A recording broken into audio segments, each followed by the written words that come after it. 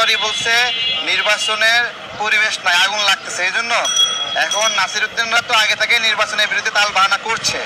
তাহলে জিজ্ঞাসা করবো কি আমরা যে এই আগুন লাগার পেছনে তাদের হাত আছে কিনা? তাহলে এই যে কথাগুলো বলে উদ্দেশ্য প্রণোদিত হবে, এরা আসলে এতটা গাধা, নিজেরাই নিজের কথা ধরা। আওয়ামী লীগের সময় আমরা অনেক ভালো ছিলাম, শুধু ভালো ছিলাম না, অনেক ভালো ছিলাম। আওয়ামী লীগের সফলতা মনে করেন যে আওয়ামী লীগ যে কাজ করে গেছে দীর্ঘ 100 বছরের দেশে কোনো কাজ করতে কিছুদিনের মধ্যেই আবারও আওয়ামী লীগের পক্ষে মানুষ দেখবেন স্লোগান দিচ্ছে।